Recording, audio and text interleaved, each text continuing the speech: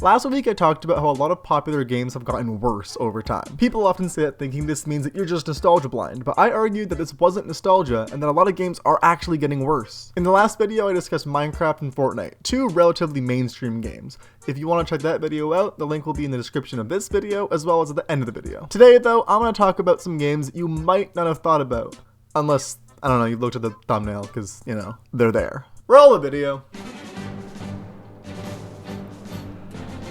I haven't really been big into Pokemon for a few years, but when I was young, Pokemon was my life. As I got older, I lost interest in Pokemon because, let's be real, the target demographic is about 10 years younger than I am. I've tried playing the newer releases, but I just really couldn't enjoy them. And believe me, I tried, because I spent $90 on each of the new games, so I practically forced myself to get my money's worth. But it couldn't be done. Pokemon Let's Go is a pretty cool concept, but I lost interest within like 5 hours of playing. Pokemon Sword and Shield was a pretty big letdown for me, because I was actually looking forward to it. The first mainline Pokemon games on a home console meant that there was a lot of potential. Previously, Pokemon was pretty limited since it was all on handhelds, but Sword and Shield was just so boring. Then, me and all my friends got really hyped up for Scarlet and Violet. An open world Pokemon game was 10-year-old me's dream.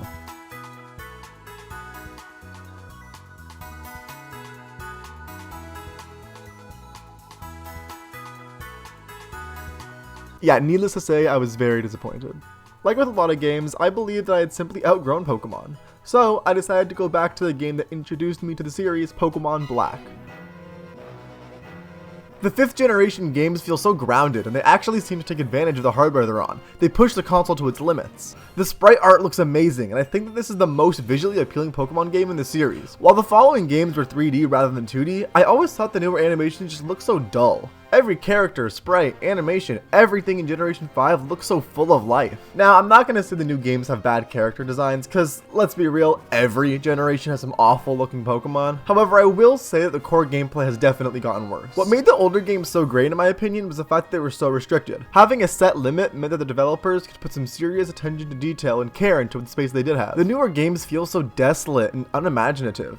Being less restricted in a game about exploration should be a good thing, but instead the world just feels bland. Sure, you can go more places, but you don't really want to. All the locations in Unova are so detailed and have so much to do, despite how tiny they are. Compare the cities in Gen 5 to the cities in the newer game. Scarlet and Violet has massive cities, so much physical area to explore, yes, but they feel so dead. In Black and White, the cities are much smaller, but they're also so dense with stuff to do, things to see, lore to discover. All the NPCs are pretty fun to talk to. I much prefer exploring the areas in Black and White, because while they're way smaller, there's more genuine stuff. Then don't get me started on story. I think a lot of people can agree that Pokemon has never really been a series that's known for having rich stories, but that doesn't have to be the case. Black and White tells a pretty compelling and advanced story considering it's made for kids, and I love that sequels continue to develop said story. The newer games feel like they're really dumbing down the stories of the games for kids to understand them better. But like, I understood the story of Black and White as a kid. The twist that Getsis was evil and was lying to Ed was pretty cool as a kid. Plus, the castle rising out of the ground. Battling Zekrom with Reshiram was the coolest thing little 10-year-old me had ever seen. Now yeah, I'm probably blinded by nostalgia in this case, but I really feel that these games are a lot better than the newer entries. And to prove to myself that it wasn't just nostalgia, I decided to play a Pokemon game from the same time period that I've never tried before.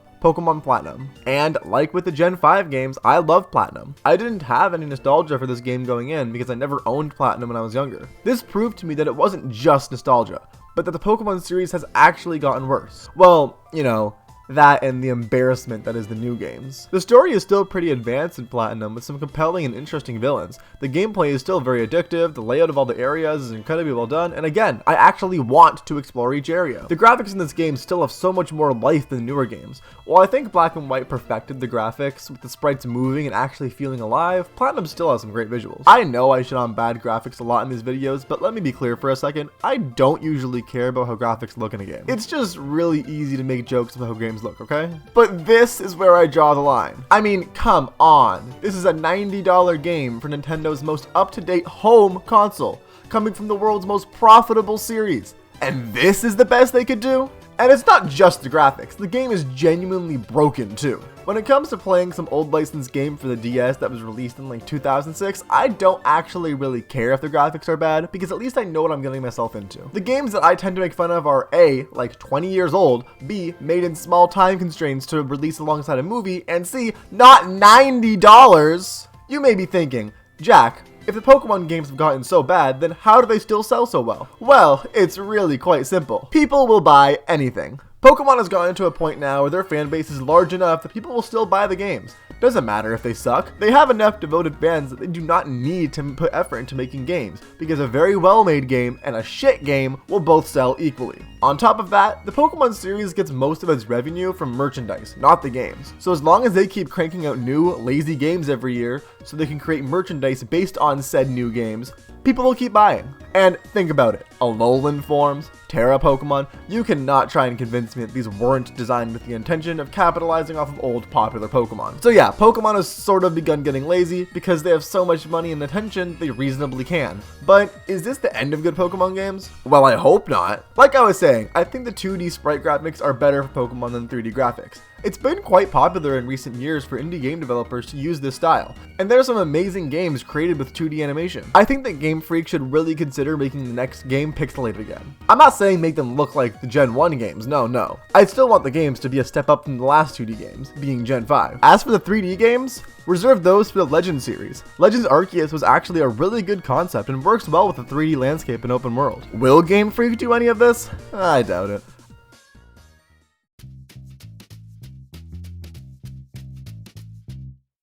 Now, I realize this game is sort of, dead, but I think that Club Penguin's painful death is really something to be studied. Club Penguin was an online multiplayer game, essentially just a glorified chat room. Unfortunately, it didn't do a great job evolving with the times. From 2005 until about 2012, the game was honestly amazing. I loved Club Penguin as a kid, and I definitely sank way too many hours of my life into it. However, around 2013, Disney began to realize Club Penguin's true potential. And that was free marketing. Yeah, this game slowly just became a big ad for other Disney projects. This started with having a Marvel event to promote the 2012 Avengers movie. By 2013, almost every single event was revolved around some sort of Disney IP. Star Wars, Monsters University, Frozen. If there was a new movie, there was going to be a party based around it in Club Penguin. This slowly sucked the soul out of Club Penguin. A game that was once a really fun experience, now just kind of a method for getting free promotion and extra money for a company that really does not need the extra publicity. It's unfortunate too, because the team that worked on Club Penguin did genuinely seem to care about the game. Around 2013 and 2014, while yes, all the events sucked and you had to pay for almost everything, the game also got a lot of major redesigns. I was never a fan of these redesigns myself, but I can't lie and say they were bad. They gave all the characters a lot more personality and made the series evolve, until Disney realized that this style of online game was dying out. With social media and mobile gaming becoming as big as it is, an online chat room with mini games to play with friends really didn't need to exist. Not only that, but this game ran on Flash, meaning you needed to play on desktop. Kids these days don't know what a desktop is, they only know iPad. So Disney made the decision to replace Club Penguin with a mobile version called Club Penguin Island. And I understand why they went this route, but it was very clear that Club Penguin Island was a mere cash grab. Everything was locked behind a paywall. There was literally nothing to do without using real money. And even if you did spend money, there was so much less than the original game had. It was really not worth it to play this game, so Disney shut it down pretty quick after they squeezed the franchise for all it was worth. And Club Penguin has been dead since then, but it doesn't have to be. Now, I agree, the old style of MMO is not gonna work. Paying to upkeep and continuously update a game like this, where almost nobody is even playing, really just doesn't make sense. But I think Disney could bring the game back. What I recommend is a new console game.